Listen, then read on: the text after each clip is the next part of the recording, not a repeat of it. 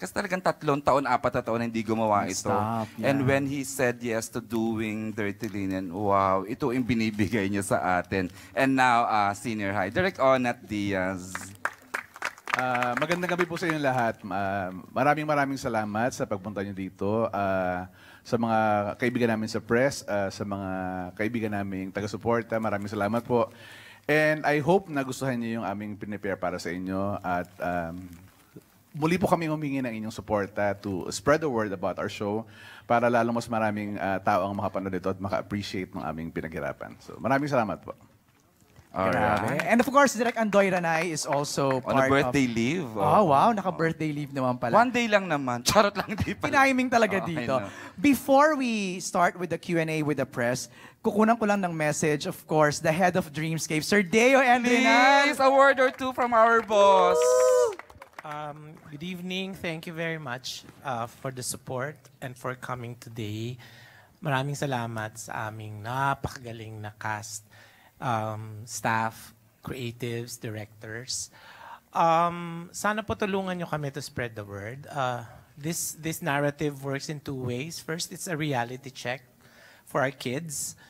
At the same time, it's a cautionary tale for the parents and for the family, because much of who our kids are now is really brought about by the values of the family that raises them. So, yun po ang gusto naming sabihin for this ano. It's we need your support because this is not your ordinary primetime teleserye. We're trying something different. We're trying to level up some more. We're trying to talk to the YAs. And it's a very important market globally and regionally, the young adult market. So this is our first try to have the young adults on prime time. So please do support us. Maraming salamat. We learned a word today, YA crowd. Sir Deo, thank you Right. for ano. Iba talaga wisdom ni Sir Deo, no? Iba. Ang dami Grabe. mong nalala. And congratulations from the Content Asia Awards, Sir Deo. Yes! For the Silver and Bronze Awards for Flower of Evil and Dirty Linen. and Dirty Linen. Correct. Congratulations. Okay, simulan na natin ang Q&A. We missed him sa Dirty Linen. That is, kailangan siya ang unang magtanong ngayon. Usually, huli siya, but tonight, she is shooting the first set of questions. Alex Brosas. Si Alex ang una. Okay. From DTT. No! Nasa warpath yan ngayon. Medyo nakakaayan. Thank you for the love, for Dirty Linen. Yeah, Sobra. thank you, Mare, Ren. thank you. Tawag dito. I'll start with you, the one in lenses. Baron. Husay, no? Baron, you were good when you were bad. Diba? You were best when you are bad. What is the joy of playing a character that is hated? I'm here. Here, I'm ayan. here. I'm here. Beside I'm here. Leo, Do I right need here. to stand? Okay, I will. Thank you. Ah. Thank you. Ang ganda niyo po. Okay, thank Wow. you. Enough of the compliment. Oh, taray mo naman. No, I'm not. That's how I'm he just is. joking. Amen. Oh, yan. Yeah, I saw you in The Iron Heart. I saw you in the show here. Yes. You were good when you were bad. Yes. What is the joy of playing a character that is hated? You know what? I would say, the writers, I want to, gusto kong ibalik sa writers and sa directors po and sa production. Yung bawat character po namin is not just necessarily one-dimensional or hated. You will be loving, when you watch this, you will love to hate it. You will love to endure each character because we are all connected here, And then, the good thing about this tandem, I see to it that the tandem from Kaki, from everyone, walang mataas, mababa. Everyone is helping each other to make this serie an amazing story. And then we also have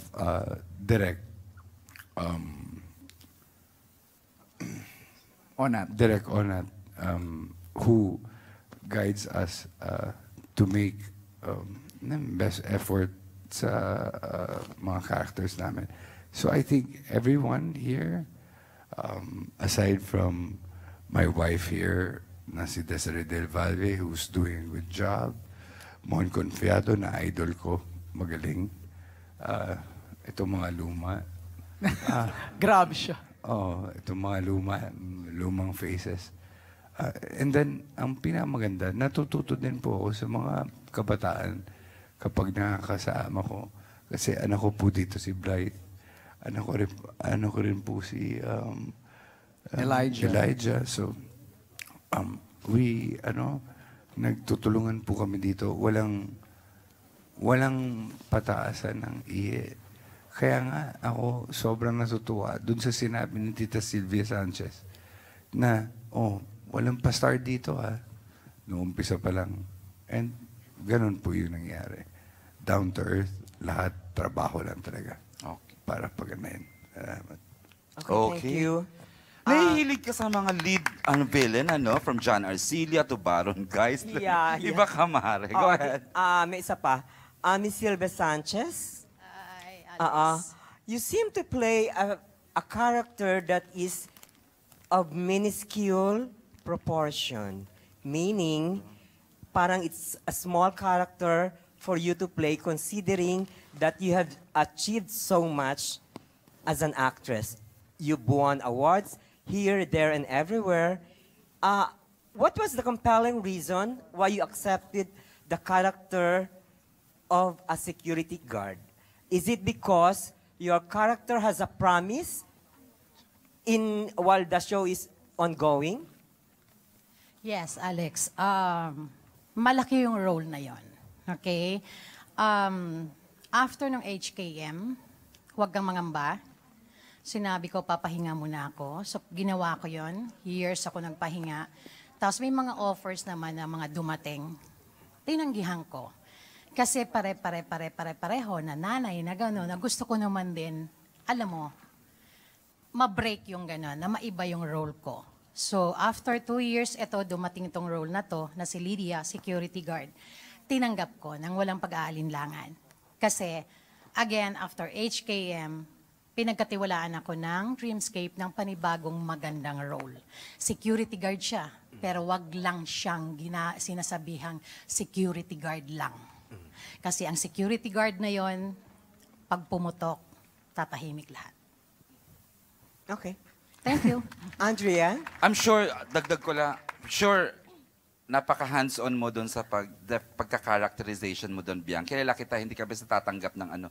In fact, talaga bang ganun ba kalaking tiyan mo ngayon? Gusto mo, halika, maghubad I ako know, sa'yo. chika, Tara. oo. Dali. Talagang medyo... Ay, wala na Medyo duda pa nga, parang on the LGBT side Gusto ko ba lang to? sabihin sa inyo, pag nag-security guard ako, si Direk Onat, lagi kong sinasabi sa kanya, Direk, correct mo ko kasi kailangan direct, di ba? May command, pagdating sa security, pagdating sa mga bata, so nakatayo. Pero alam mo yung, nakaganon ako.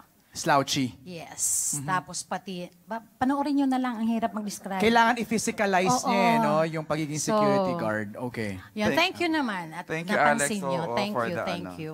Andrea? Yes po. It seems to be you're very lucky these days. Kasi sunod-sunod ng projects mo, di ba? Playing two characters here, which is more of a challenge? Yung Sky or yung, I forgot the other. Luna. Luna. Nice question. First of all, thank you so much for calling me lucky, but I don't think I'm lucky because I think I've earned this spot also after working for more than a decade. But thank you so much. Thank you so much.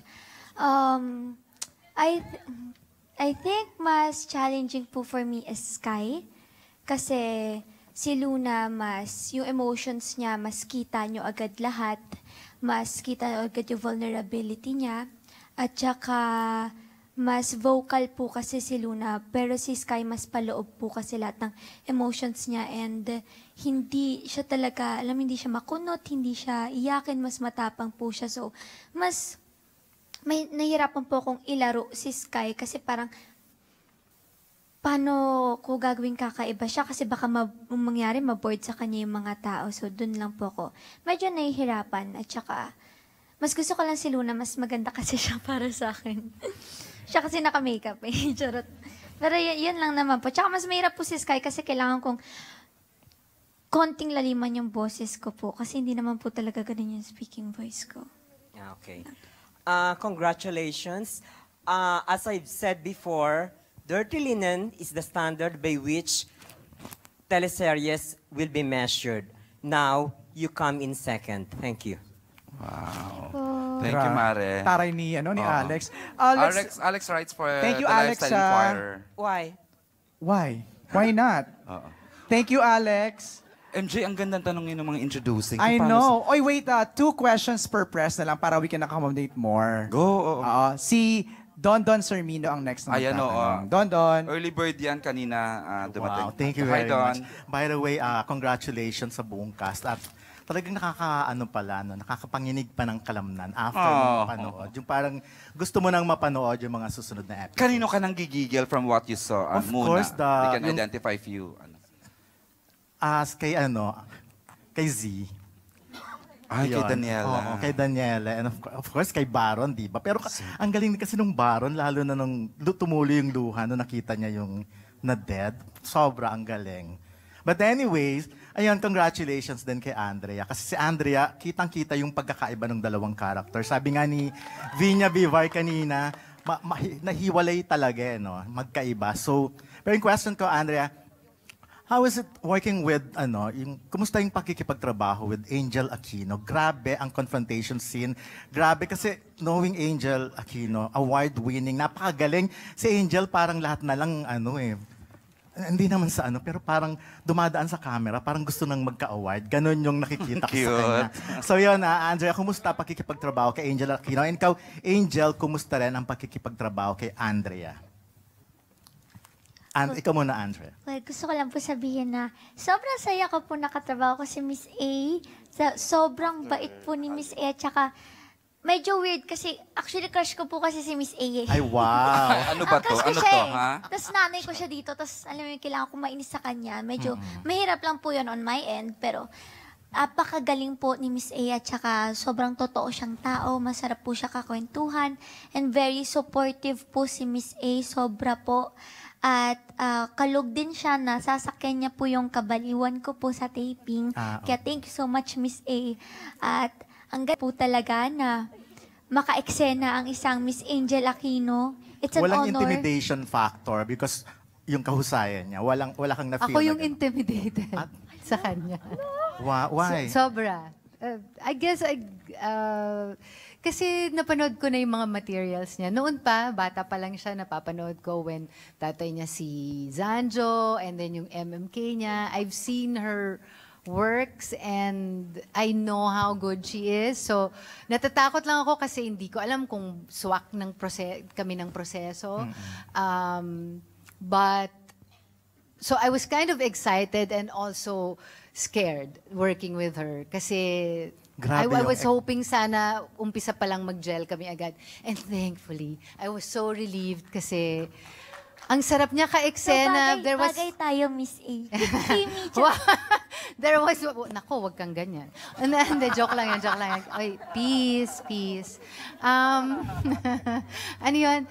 Hindi, si Angel naman talaga maraming may girl crush sa kanya. Di ba, pag tinatanong, laging ikaw yung isa sa mga nami-mention. And pero yun nga, meron akong eksena. Kasi syempre, unang araw pa lang namin ang hirap ng mga eksena. You've seen Tsaka dalawang a beses lot of it. inuulit kasi dalawang character, di ba? Yes. Oh, yeah. Tapos, merong isa na sobrang intense. I was crying. She was telling me, bakit ayaw mong paglaban si ate, ganyan.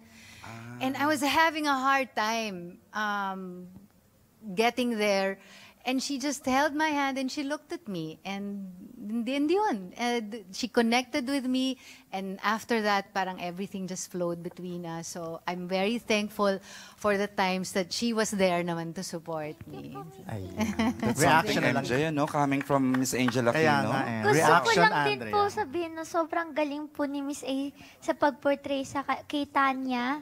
At alam ko, sobrang layo talaga. Physically, ni Tanya kay Miss A, pero grabe, sobrang patient ni Miss A sa mga tattoo niya, ganyan. Tas sobrang